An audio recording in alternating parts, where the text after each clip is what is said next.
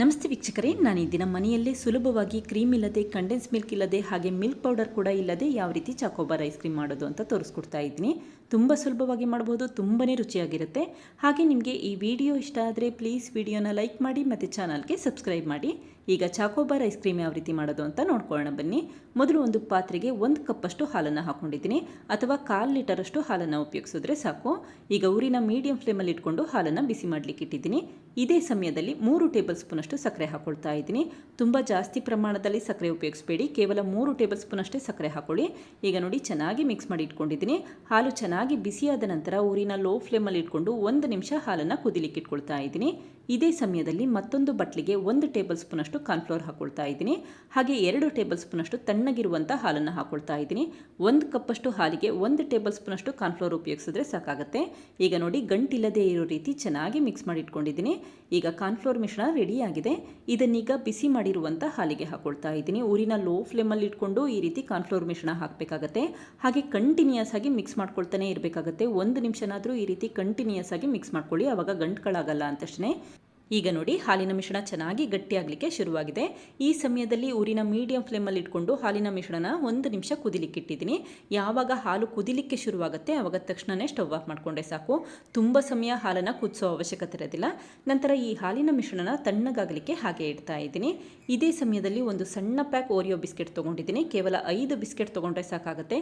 ನಿಮಗೆ ಜಾಸ್ತಿ ಪ್ರಮಾಣದಲ್ಲಿ ಐಸ್ ಕ್ರೀಮ್ ಬೇಕು ಅನಿಸಿದ್ರೆ ಜಾಸ್ತಿ ಪ್ರಮಾಣದಲ್ಲಿ ಹಾಲು ಮತ್ತು ಜಾಸ್ತಿ ಪ್ರಮಾಣದಲ್ಲಿ ಬಿಸ್ಕೆಟ್ನ ಉಪಯೋಗಿಸಬೇಕಾಗುತ್ತೆ. ನಾನಿಲ್ಲಿ 1 ಕಪ್ಪಷ್ಟು ಹಾಲಿಗೆ 5 ಓರಿಯೋ ಬಿಸ್ಕೆಟ್ನ ತೊಗೊಂಡಿದ್ದೀನಿ. ಈಗ ಬಿಸ್ಕೆಟ್ಗಳನ್ನ ಸಣ್ಣ ಸಣ್ಣದಾಗಿ ಪೀಸ್ ಮಾಡ್ಕೊಳ್ತಾ ಇದ್ದೀನಿ. ಹಾಗೆ ನಾವಿಲ್ಲಿ ಹಾಲಿನ ಮಿಶ್ರಣಕ್ಕೆ ಕೇವಲ 3 ಟೇಬಲ್ ಸ್ಪೂನ್ ಅಷ್ಟೇ ಸಕ್ಕರೆ ಹಾಕಿರೋದು. ಕಾರಣ ಇಷ್ಟೇ, ಬಿಸ್ಕೆಟಲ್ಲೂ ಸಿಹಿ ಅಂಶ ಇರೋದ್ರಿಂದ ಹಾಲಿನ ಮಿಶ್ರಣಕ್ಕೆ ಸ್ವಲ್ಪ ಕಡಿಮೆ ಪ್ರಮಾಣದಲ್ಲಿ ಸಕ್ಕರೆ ಹಾಕೊಳ್ಳಿ. ಈಗ ನೋಡಿ, ಹಾಲಿನ ಮಿಶ್ರಣ ಚೆನ್ನಾಗಿ ತಣ್ಣಗಾಗಿದೆ. ನಂತರ ಅಷ್ಟೇ ಮಿಕ್ಸಿ ಜಾರಿಗೆ ಹಾಕ್ಕೊಂಡಿದ್ದೀನಿ. ಹಾಗೆ ಪೀಸ್ ಮಾಡಿರುವಂಥ ಬಿಸ್ಕೆಟ್ಗಳನ್ನು ಕೂಡ ಮಿಕ್ಸಿ ಜಾರಿಗೆ ಹಾಕ್ಕೊಳ್ತಾ ಇದ್ದೀನಿ. ಈಗ ನುಣ್ಣಗೆ ರುಬ್ಕೊಳ್ತಾ ಇದ್ದೀನಿ. ಬಿಸ್ಕೆಟ್ ಎಲ್ಲ ಚೆನ್ನಾಗಿ ಪುಡಿ ಪುಡಿ ಆಗಬೇಕು, ಅಲ್ಲಿವರೆಗೂ ನುಣ್ಣಗೆ ರುಬ್ಕೊಳ್ಳಿ. ಈಗ ನೋಡಿ, ರುಬ್ಬಿರುವಂಥ ಮಿಶ್ರಣ ರೆಡಿಯಾಗಿದೆ. ಇದನ್ನೀಗ ಮತ್ತೆ ಅದೇ ಪಾತ್ರೆಗೆ ಹಾಕ್ಕೊಳ್ತಾ ಇದ್ದೀನಿ. ಈ ಐಸ್ ಕ್ರೀಮ್ ಮಾಡಲಿಕ್ಕೆ ಕ್ರೀಮ್, ಕಂಡೆನ್ಸ್ ಮಿಲ್ಕ್ ಅಥವಾ ಮಿಲ್ಕ್ ಪೌಡರ್ ಏನೂ ಉಪಯೋಗಿಸೋ ಅವಶ್ಯಕತೆ ಇರೋದಿಲ್ಲ. ಕೇವಲ ಓರಿಯೋ ಬಿಸ್ಕೆಟ್, ಹಾಲು ಮತ್ತು 1 ಟೇಬಲ್ ಸ್ಪೂನಷ್ಟು ಕಾರ್ನ್ಫ್ಲೋರ್ ಇದ್ದರೆ ಸಾಕು. ಈಗ ನೋಡಿ, ಚೆನ್ನಾಗಿ ಮಿಕ್ಸ್ ಮಾಡಿ ಇಟ್ಕೊಂಡಿದ್ದೀನಿ. ಐಸ್ ಕ್ರೀಮ್ ಮಿಶ್ರಣ ರೆಡಿಯಾಗಿದೆ. ನಂತರ ಮತ್ತೊಂದು ಪಾತ್ರೆಗೆ 1 ಗ್ಲಾಸಷ್ಟು ನೀರು ಹಾಕ್ಕೊಳ್ತಾ ಇದ್ದೀನಿ. ನೀರು ಈ ರೀತಿ ಚೆನ್ನಾಗಿ ಬಿಸಿಯಾದ ನಂತರ ಒಂದು ಬೌಲ್ ಇಟ್ಕೊಳ್ತಾ ಇದ್ದೀನಿ. ಹಾಗೆ ಊರಿನ ಲೋ ಫ್ಲೇಮಲ್ಲೇ ಇಟ್ಕೋಬೇಕಾಗತ್ತೆ. ಈಗ ನೋಡಿ, ಅರ್ಧ ಕಪ್ಪಷ್ಟು ಮಿಲ್ಕ್ ಚಾಕ್ಲೇಟ್ ಹಾಕ್ಕೊಂಡು ಈ ರೀತಿ ಕಂಟಿನ್ಯೂಯಸ್ ಆಗಿ ಮಿಕ್ಸ್ ಮಾಡ್ಕೊಳ್ತಾ ಇದ್ದೀನಿ.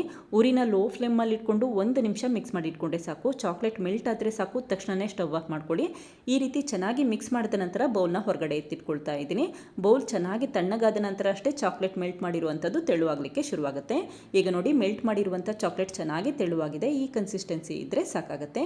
ಈಗ 3 ಪೇಪರ್ ಕಪ್ನ ತೊಗೊಂಡಿದ್ದೀನಿ. ಟೀ ಅಥವಾ ಕಾಫಿ ಕುಡಿಲಿಕ್ಕೆ ಉಪಯೋಗಿಸ್ತೀವಲ್ಲ, ಆ ರೀತಿ ಪೇಪರ್ ಕಪ್ನ ಉಪಯೋಗಿಸ್ಬೇಕಾಗುತ್ತೆ.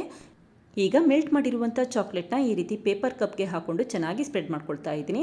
ಈ ರೀತಿ ಪೇಪರ್ ಕಪ್ನ ಚೆನ್ನಾಗಿ ರೊಟೇಟ್ ಮಾಡ್ಕೊಳ್ತಾ ಬನ್ನಿ, ಆವಾಗ ಮೆಲ್ಟ್ ಮಾಡಿರುವಂಥ ಚಾಕ್ಲೇಟ್ ಎಲ್ಲ ಕಡೆ ಸ್ಪ್ರೆಡ್ ಆಗುತ್ತೆ. ಕೈಯಲ್ಲಿ ಸ್ಪ್ರೆಡ್ ಮಾಡಲಿಕ್ಕೆ ಹೋಗಬೇಡಿ. ಈಗ ನೋಡಿ, ಉಳಿದಿರುವಂಥ ಮೆಲ್ಟ್ ಮಾಡಿರುವಂಥ ಚಾಕ್ಲೇಟ್ನ ಮತ್ತೆ ಅದೇ ಬಟ್ಲಿಗೆ ಹಾಕಿಟ್ಕೊಂಡಿದ್ದೀನಿ. ಇದೇ ರೀತಿ ಎಲ್ಲ ಕಪ್ಗೂ ಕೂಡ ಮೆಲ್ಟ್ ಮಾಡಿರುವಂಥ ಚಾಕ್ಲೇಟ್ನ ಸ್ಪ್ರೆಡ್ ಮಾಡಿ ಇಟ್ಕೊಂಡಿದ್ದೀನಿ. ನಂತರ ಒಂದು 10 ನಿಮಿಷ ಫ್ರಿಜ್ಜಲ್ಲಿ ಚೆನ್ನಾಗಿ ಸೆಟ್ ಆಗಲಿಕ್ಕೆ ಹಾಗೆ ಇಟ್ಟಿದ್ದೀನಿ. ಈಗ ನೋಡಿ, 10 ನಿಮಿಷ ಆಗಿದೆ. ಫ್ರಿಜ್ಜಿಂದ ತೆಗೆದಿಟ್ಕೊಂಡಿದ್ದೀನಿ. ಈ ರೀತಿ ಕೈಯಲ್ಲಿ ಮುಟ್ಟಿದ್ರೆ ಅಂಟಲಿಲ್ಲ ಅಂತ ಅಂದರೆ ಚೆನ್ನಾಗಿ ಸೆಟ್ ಆಗಿದೆ ಅಂತ ಅರ್ಥ. ನಂತರ ಅಷ್ಟೇ ಮಾಡಿಟ್ಟಿರುವಂಥ ಐಸ್ ಕ್ರೀಮ್ ಮಿಶ್ರಣನ ಈ ರೀತಿ ಕಪ್ಗಳಿಗೆ ಹಾಕ್ಕೊಳ್ತಾ ಇದ್ದೀನಿ. ಇದೇ ರೀತಿ ಎಲ್ಲ ಕಪ್ಗಳಿಗೂ ಕೂಡ ಮಾಡಿಟ್ಟಿರುವಂಥ ಐಸ್ ಕ್ರೀಮ್ ಮಿಶ್ರಣ ಹಾಕ್ಕೊಂಡಿದ್ದೀನಿ.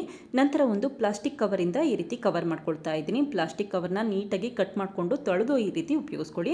ಹಾಗೆ ಒಂದು ರಬ್ಬರ್ ಬ್ಯಾಂಡ್ ಹಾಕ್ಕೊಂಡಿದ್ದೀನಿ. ಈ ರೀತಿ ಸಿಲ್ವರ್ ಫಾಯಿಲ್ ಇದ್ದರೆ ಸಿಲ್ವರ್ ಫಾಯಿಲ್ನೇ ಉಪಯೋಗಿಸಬಹುದು, ಇಲ್ಲ ಅಂತ ಅಂದ್ರೆ ಅಷ್ಟೇ ಪ್ಲಾಸ್ಟಿಕ್ ಕವರ್ನ ಉಪಯೋಗಿಸ್ಕೊಳ್ಳಿ. ಈಗ ನೋಡಿ, 2 ಗ್ಲಾಸ್ಗಳಿಗೆ ಈ ರೀತಿ ಸಿಲ್ವರ್ ಫಾಯಿಲಿಂದ ಕವರ್ ಮಾಡಿ ಇಟ್ಕೊಂಡಿದ್ದೀನಿ. ನಂತರ ಒಂದು ಟೂತ್ ಪಿಕ್ಕಿಂದ ಗ್ಲಾಸ್ ಮಧ್ಯಭಾಗಕ್ಕೆ ಒಂದು ಸಣ್ಣ ಹೋಲ್ ಮಾಡ್ಕೊಳ್ತಾ ಇದ್ದೀನಿ. ಹಾಗೆ ಒಂದು ಪ್ಲಾಸ್ಟಿಕ್ ಸ್ಪೂನಿಂದ ಈ ರೀತಿ ಮಧ್ಯಭಾಗಕ್ಕೆ ಹಾಕ್ಕೊಳ್ತಾ ಇದ್ದೀನಿ. ಐಸ್ ಕ್ರೀಮ್ ಸ್ಟಿಕ್ ಇದ್ದರೆ ಅದನ್ನೇ ಉಪಯೋಗಿಸ್ಕೊಳ್ಳಿ, ಇಲ್ಲ ಅಂತ ಅಂದ್ರೆ ಅಷ್ಟೇ ಈ ರೀತಿ ಪ್ಲಾಸ್ಟಿಕ್ ಸ್ಪೂನ್ ಉಪಯೋಗಿಸಬೇಕಾಗುತ್ತೆ. ಇದೇ ರೀತಿ ಉಳಿದಿರುವಂಥ 2 ಗ್ಲಾಸ್ಗೆ ಐಸ್ ಕ್ರೀಮ್ ಸ್ಟಿಕ್ ಉಪಯೋಗಿಸ್ಕೊಳ್ತಾ ಇದ್ದೀನಿ. ನಂತರ ಈ ಕಪ್ಗಳನ್ನ ಫ್ರೀಸರಲ್ಲಿ 8 ಗಂಟೆ ಕಾಲ ಹಾಗೆ ಇಡ್ತಾ ಇದ್ದೀನಿ. 8 ಗಂಟೆ ಕಾಲ ಇಡೋದ್ರಿಂದ ಚೆನ್ನಾಗಿ ಸೆಟ್ ಆಗುತ್ತೆ ಅಂತಷ್ಟೇ. ಈಗ 8 ಗಂಟೆ ಆಗಿದೆ. ನಂತರ ಫ್ರೀಸರಿಂದ ಈ ಕಪ್ಗಳನ್ನ ತೆಗೆದಿಟ್ಕೊಂಡಿದ್ದೀನಿ.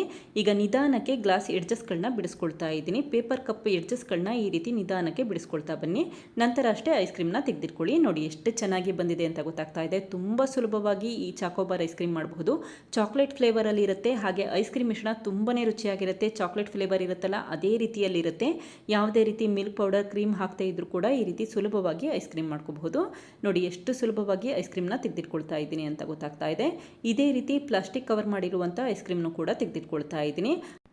ಈಗ ನೋಡಿ ನಿಧಾನಕ್ಕೆ ಪೇಪರ್ ಕಪ್ ಎಡ್ಜಸ್ಗಳನ್ನ ಬಿಡಿಸ್ಕೊಳ್ತಾ ಇದ್ದೀನಿ. ಒಂದು ಸೈಡ್ ಬಿಡಿಸ್ಕೊಂಡ್ರೆ ಸಾಕು, ತುಂಬ ಬಿಡಿಸೋ ಅವಶ್ಯಕತೆ ಇರೋದಿಲ್ಲ. ನಂತರ ಸ್ಪೂನಿಂದ ಚಾಕೋಬಾರ್ ಐಸ್ ಕ್ರೀಮ್ನ ತೆಗೆದಿಟ್ಕೊಳ್ತಾ ಇದ್ದೀನಿ. ನೋಡಿ ಎಷ್ಟು ಚೆನ್ನಾಗಿ ಬಂದಿದೆ ಅಂತ ಗೊತ್ತಾಗ್ತಾ ಇದೆ. ತುಂಬಾ ರುಚಿಯಾಗಿರುತ್ತೆ, ತುಂಬ ಸುಲಭವಾಗಿ ಈ ಐಸ್ ಕ್ರೀಮ್ ಮಾಡಬಹುದು. ನೋಡಿದ್ರಲ್ಲ ಫ್ರೆಂಡ್ಸ್, ಎಷ್ಟು ಸುಲಭವಾಗಿ ಚಾಕೋಬಾರ್ ಐಸ್ ಕ್ರೀಮ್ನ ಕ್ರೀಮ್ ಇಲ್ಲದೆ, ಕಂಡೆನ್ಸ್ ಮಿಲ್ಕ್ ಇಲ್ಲದೆ, ಹಾಗೆ ಮಿಲ್ಕ್ ಪೌಡರ್ ಕೂಡ ಇಲ್ಲದೆ ಯಾವ ರೀತಿ ಮಾಡಿದೆ ಅಂತ ಗೊತ್ತಾಯ್ತಲ್ವಾ. ತುಂಬ ಸುಲಭವಾಗಿ ಮಾಡಬಹುದು, ಮಕ್ಕಳಿಗೆ ತುಂಬಾ ಇಷ್ಟ ಆಗುತ್ತೆ. ನೀವು ಕೂಡ ಒಮ್ಮೆ ಪ್ರಯತ್ನಿಸಿ, ಖಂಡಿತ ಇಷ್ಟಪಡ್ತೀರಾ. Thank you. ಲೈಕ್ ಮಾಡಿ ಮತ್ತು ಸಬ್ಸ್ಕ್ರೈಬ್ ಮಾಡಿ.